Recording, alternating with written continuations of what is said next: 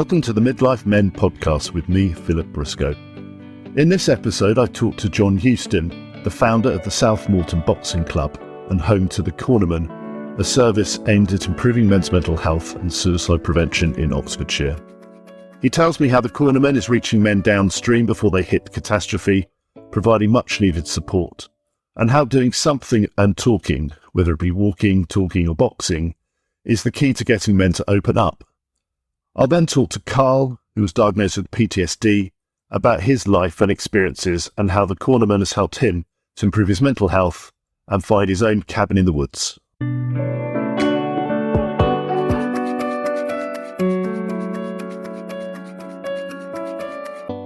Today I'm pleased to welcome John Houston from the Cornermen at South Moreton Boxing Club. So welcome, John. Thank you. So John, perhaps you could start by introducing yourself and introducing the club. Yeah, well, my name is John Houston. I'm the head coach and the founder of South Moreton Boxing Club. We've been here in South Moreton for 17 years now. It's coming up to our 17th birthday in a couple of weeks.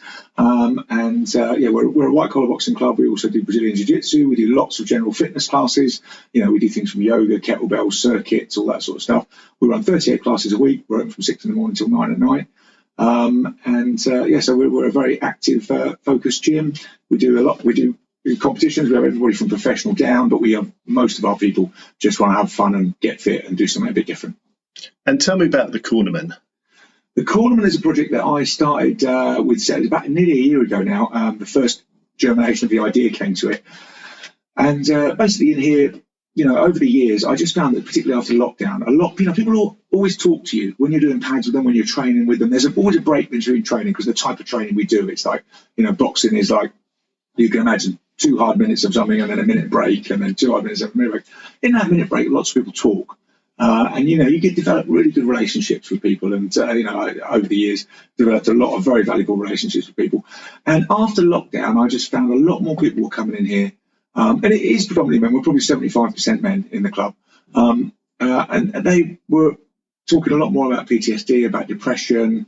We've always had the classic things, divorce happening to people, life crises, business failures. And a lot of people have said to me after these things have happened, you know what, you kept me sane through that. The training really helped me.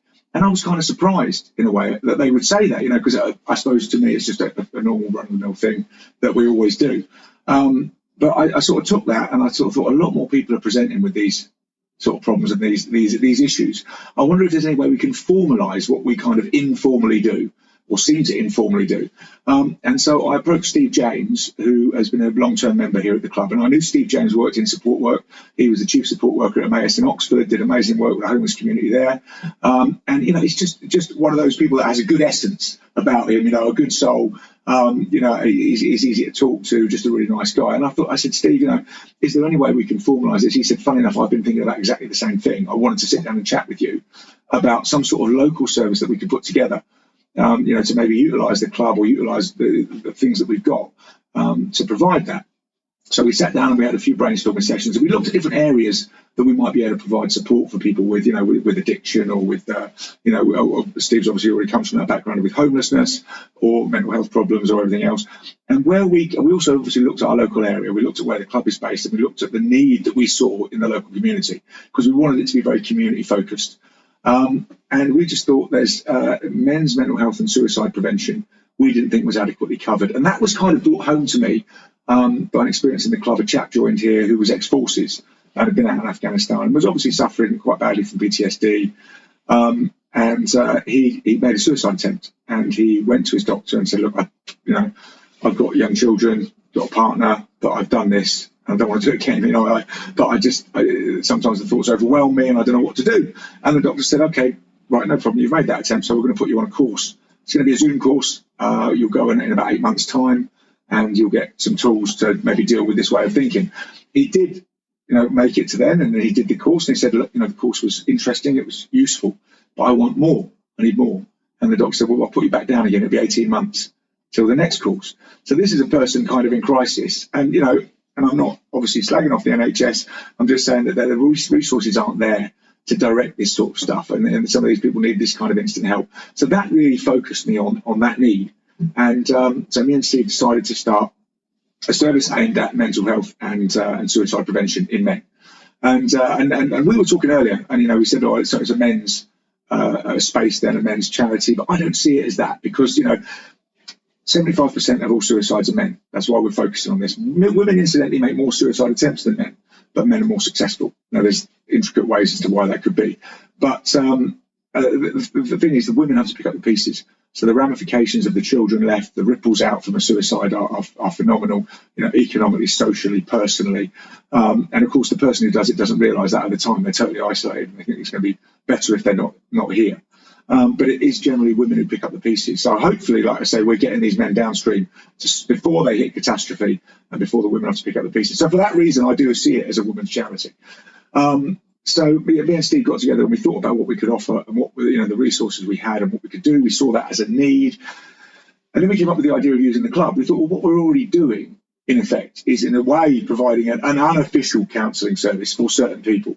And we're utilising the benefits, which are are manifold and which everybody knows about if you are depressed, to exercise and get those endorphins going, so we thought we've already got that, but we need to formalise this in place a bit. So that's when we got Steve on. We thought if we had Steve here as a full-time support worker, utilising the club and utilising that exercise, but not just that, also having the ability, the capability to talk to people, because I didn't want to formalise that for myself because I'm not trained professionally in that area. I'm maybe a good amateur, but I'm not trained professionally. So if we're going to actually say this is an official service, we needed someone like Steve in place with the relevant qualifications, the relevant understandings, plugged into all the other services that are around there, and to understand people's needs.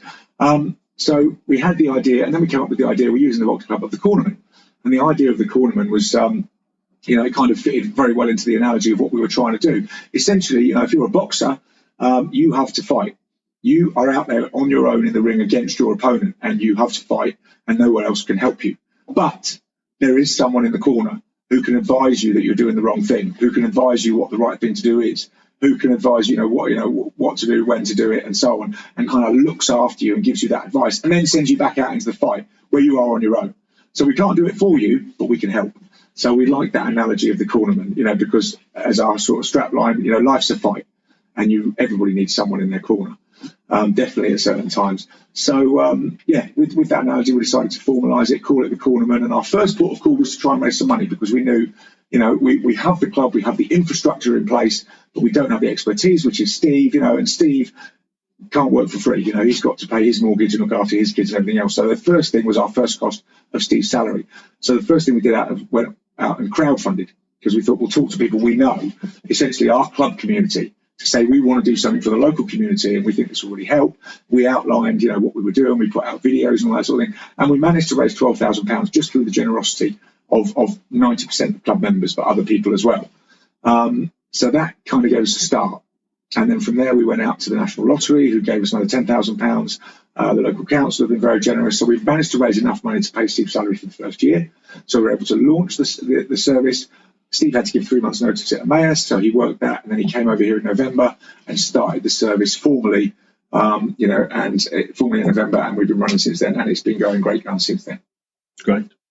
And can you talk me through, once somebody comes along to the club, how do you work with them? What can they expect? Well, people can self-refer through the website, or we do get increasingly referrals from local GP practices or people who have appealed to other people and said, men who have said they're feeling suicidal or, have in a bad state of mental health. What they do when they come here very much depends upon the assessment that Steve makes when they come here. We've talked about the facilities we've got. We find that it breaks down a few barriers if you're hitting a few pads and then having a chat. Like I said before, the exercise is good. And then, Steve can use his expertise to talk to you as well. And we've got a backroom office where Steve will go and, ask you a lot of questions about your life and how you're feeling and why you're feeling like this. What do you think has brought you to this position and what made you get in touch and all that sort of thing. But you've got to understand that some people aren't up to boxing. They don't want to box, and some people, who are really depressed, it's difficult to get out the door. It's difficult to make an appointment. It's difficult to keep an appointment. All these things seem quite impressive. So the way we've structured the service, in our logo is a black cab. So we will go and pick you up. So we will go and pick you up from the door. Steve will pick you up from the door and drive you back to the club. Now, in that instance, it's a good time to talk because, like I say, men don't really talk well face to face. So what we do is that's an initial opportunity for conversation. You're not looking at each other, you're just talking. Somebody's driving you in a cab, and we all talk to cabbies, especially those of us that lived in London. So we've got that initially. Then you come in, you'll have a little assessment and chat with Steve, what do you want to do, etc., etc. We've got the option then of doing a workout, and talking during the workout. But some people might just want to go for a walk. We're lucky that we're in a beautiful part of the country. There's lots of nice bridle paths off around here. Just go for a walk and a talk. But you're walking and talking, you're driving and talking, you're training and talking, you're doing something and talking. And that's the key, we find, to getting men to open up and talk. Now, the fact that they've made the appointment means they want to share something. But we find that it's much easier than sitting down and plonking them down and saying, what's your problem then? It's not like that. It's let's do something. Let's do something together, and maybe I can help. And then Steve is brilliant at pulling those things out of people, and also pulling out things that might help. Things that maybe changes that need to be made, or things that he can do, or places he can refer you to help you with issues, whether they're the symptoms of the problems, or whether they're the cause of the problems. But we can kind of get to the root of it. Why do you think a lot of men find it difficult to talk about their problems or express their feelings? I think there's a lot talked about toxic masculinity at the moment, and I'm not very keen on that phrase because it links masculinity with toxicity all the time. And I just think, that there is such a thing. I know what people are talking about, but the problem is the two words become intertwined. There's nothing wrong with masculinity. There's nothing wrong with wanting to be a man. There's nothing wrong with, wanting to look after your family, with wanting to provide for people, with wanting to, to make people safe and look at, all that sort of thing, look after people. And so I don't think there's anything inherently wrong with that. But I think there are certain expectations on men that are placed on them, during their life, which can, if they can't fulfill those, can become very difficult. And they become very difficult to talk, particularly to other men about it. And other men should be the people you're talking to, because these are the people going through the same thing. But you feel, from the outside looking in, his life looks perfect. And, I don't see it. So how can I go to him and say I'm failing at the things that you're doing well at? How can that? So there is a culture, I think, particularly for men, not to talk, which women don't have. Women will talk, very freely amongst each other about their relationships, about how they're feeling, the key things that underlie their mental health. Relationships being a particular key, and men don't feel the ability to talk about that, particularly those failings within those key areas. So if somebody wants to get involved and come along, what do they need to do? Look at the cornermen.org. All our contact details are on there. Get in touch with Steve, email or phone, and he will make an appointment. You can either pop down and see him, or he will pick you up.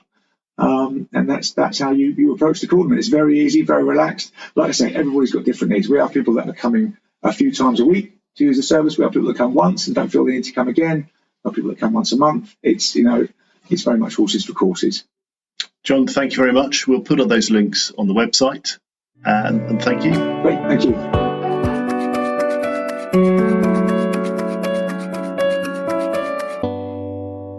I'm joined today by Carl, back at the Cornermen. So, Carl, welcome. Welcome. And Carl, perhaps you can start by telling me how you've came to be involved with the Cornermen. Well, a few years back, I got diagnosed with PTSD, quite severe. When the doctor done my tests, he didn't even bother telling me how high I was. He said, we need to get you help ASAP. And it was virtually while we were having the conversation, he was making phone calls for me to then have a counsellor. That obviously kind of upset me, finding out how his reaction to my diagnosis and how quick he wanted to get me seen. Did you find that, surprising? It rocked me on my feet, really. Did you suspect that? I had no idea that I was suffering with PTSD whatsoever. It was just a question of things were happening at home, bit of short fuse on stupid little things. Major things just sort of didn't seem to bother me. It was like, for argument's sake, that something not switch the light off, or just little things like that, or when somebody's washed up, and they've put the cup standing up rather than turning it upside down. Now it's crazy little things like that. Would get me. And did you recognise in yourself that was, unusual or perhaps an overreaction, or did you not really realise what was going on? It's a little mixture of both. Why have I just done that? All right, yeah, and then just carried on. And then Sarah sat down with me, who's my wife. She says, "You're just not your normal self, are you?" And we got talking. I was bawling my eyes out. I'm not ashamed of it. You've got to have a release, and that kind of sort of helped me. She said, "Right." She said, "Obviously, get you down to the doctor and find out." My dad came with me. Doctors done a few tests that he'd given me to do, and hit me with a bombshell. Oh, that's the problem.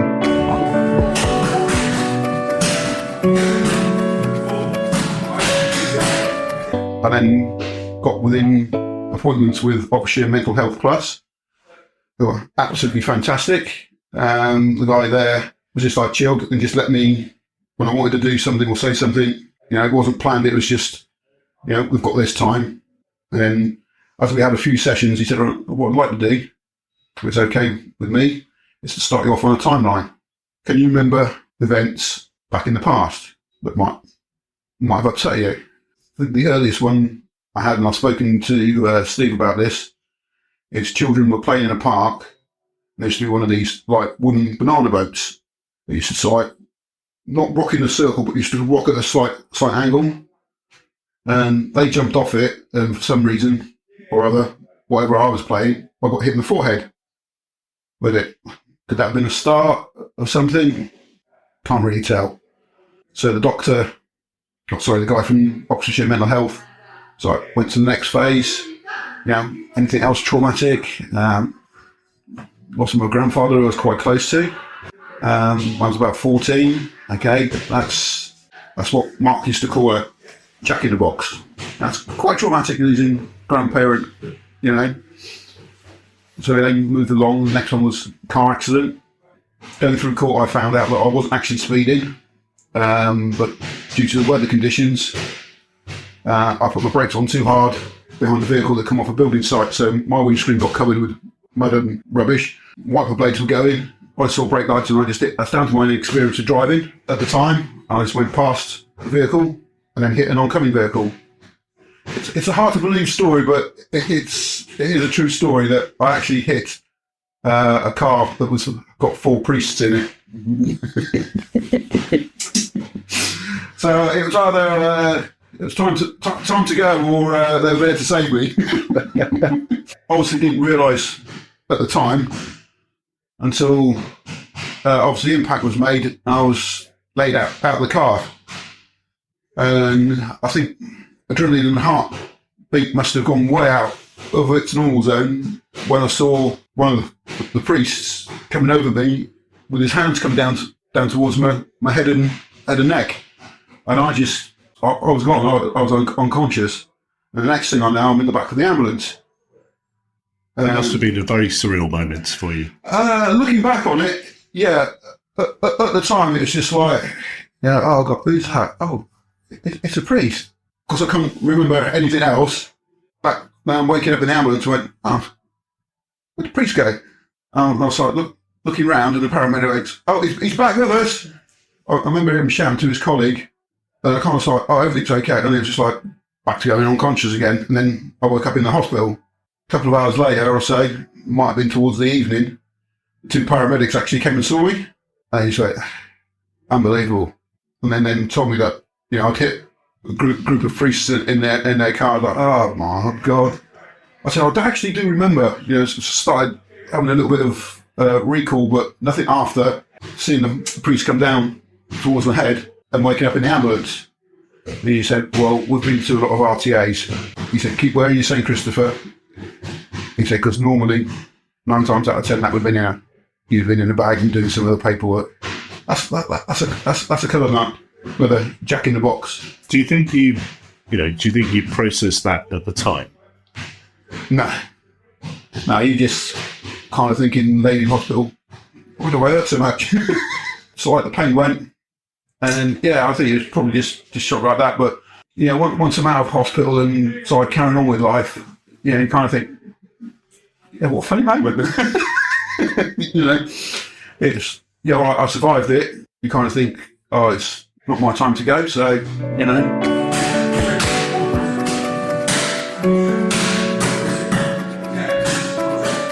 So I had a big incident at work where I had first aid.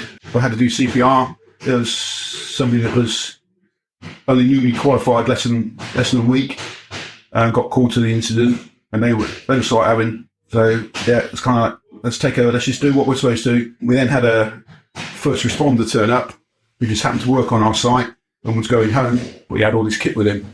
So we were trying to save the person. We had the paramedics turn up, explaining to them what situation we got here. But we've done CPR several times. We've got him back. He's kind of breathing, but now he's gone again. We had that happen a couple of times where he's gone to sit up, kind of side spoken to us, and then just gone again. We later find out from his employer that he got a heart condition that they barely knew when he was in hospital. At the time, the ward above was my wife, who was suffering with a blockage for the lungs and heart. She'd have an operation. It then caused her to have a blockage.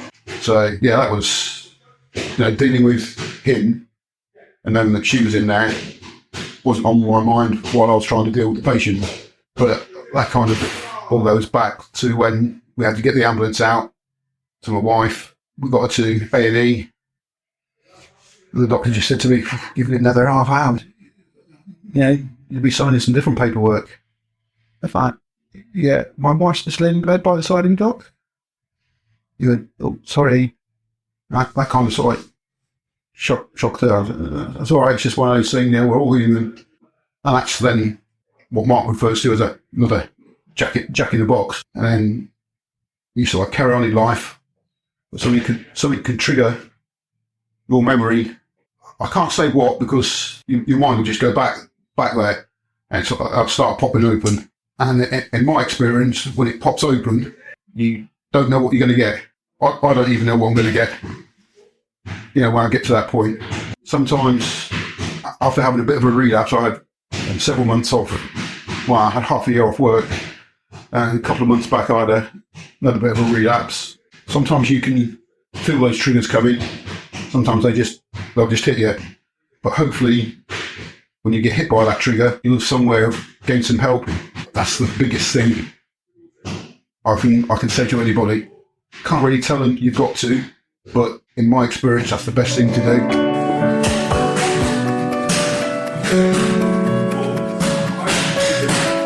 It sometimes needs that person in front of you who's trained and can understand what you're going through, but it's not necessarily something in the here and now that's triggered you. It could be something in the past. That's what we refer to those jack-in-the-boxes. When they pop open, it is a pop open. There's no sort of little slowly opening, you can go, push you back down. You've got to be aware of, we're heading somewhere. I'm not going to put my hand on the box because I'm not going to go down there. I'm going to stop where I am. And then, rather than leaving it too late before you get to that trigger point, because you really don't want to have to go through that bit again. You've got to try and be strong in yourself. Got to be strong. And with other people helping you, you can't just let them help you. You've got to do it yourself. It's only you know what's going on in your mind and how you feel. You can say something, but are you actually feeling it? That's like our fight and flight mode, It's, right, I'm going to flight, I'm going to blag it, but I don't really want to tell you that I'm bad. Or, the hell with it, he's there with you to try and help you.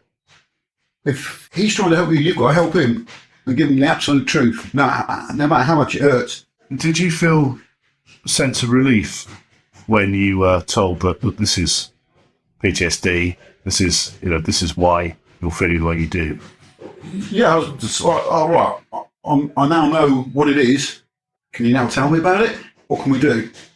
So would you say that was a big pivotal point for you? It's getting the diagnosis. Getting the diagnosis, yeah. Right. Yeah.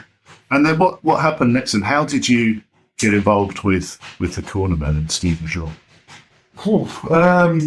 That was just by chance. My wife Sarah was just scrolling through Facebook and went, yeah, you always sort of want to go out on your bike and everything and go for a walk, but you're always alone. So there's a South Moreton Boxing Club doing a thing with men with mental health. I went, all right. What exactly? She said, they used to do like chats and so I help you around the gym. Oh, okay. I'll get in contact with them. Got in contact with Steve. Great bloke. They're nice and friendly. That approach, you can talk. It's just sometimes nice to, like I say, this has now become my little cabin in the woods. Everybody needs it, whether it's a hobby, just something to have to yourself. That's not a selfish thing. We all know how hectic life is, paying bills, working, solving problems. So right from the very start, when you start working, there's some form of stress already embedded into us or becomes part of our life. And I think the quicker we can get to realise that, it's Monday. Why does everybody say it's bad on Monday? Should we go to work on Tuesday and go, it's Tuesday. And what do you get by Friday? Oh, thank God, it's Friday, it's the weekend. And then you've got 2 days off, you think, I'm back to work on Monday. What's your happiness in that? How's the Cornermen helped you?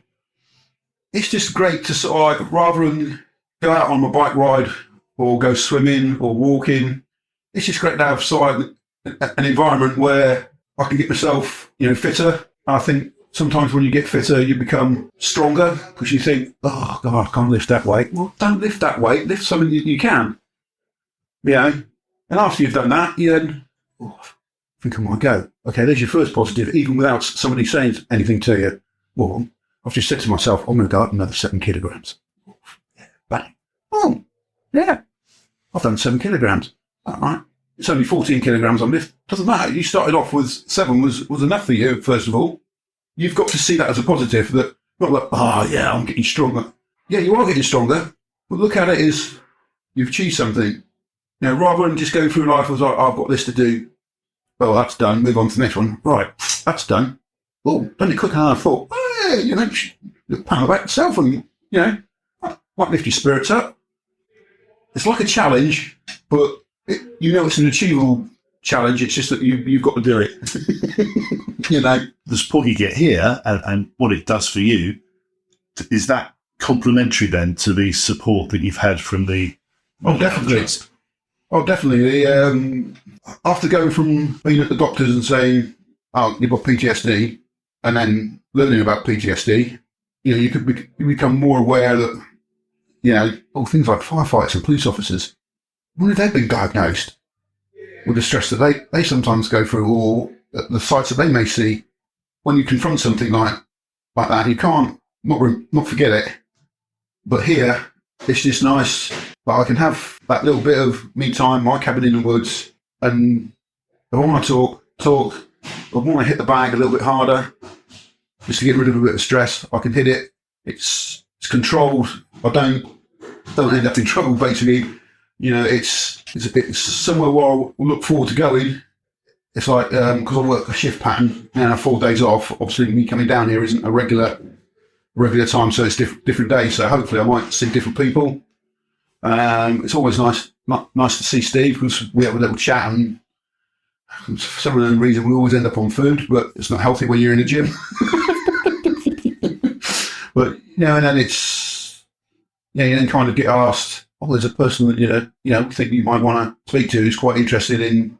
The more people that are diagnosed with mental health can be brave enough to talk to other people about it, they've got the opportunity to. They should. But I think that's one of the real problems with mental health. It doesn't matter whether it's PTSD, anxiety, depression, whoever's suffering from that, the first step has got to be contact with either a professional or hopefully I've got an understanding family. Luckily enough, with myself, it was my family. After having sort of conversations later on down the road, with like my dad and wife, you weren't your normal self. Yeah, we know why now. So if I can take you back to the beginning of the interview where you were talking about how you were getting frustrated, angry at small things, what advice would you give other people feeling the same or in a similar situation? It's just to try and take a step back from the situation. Don't let it get out of hand.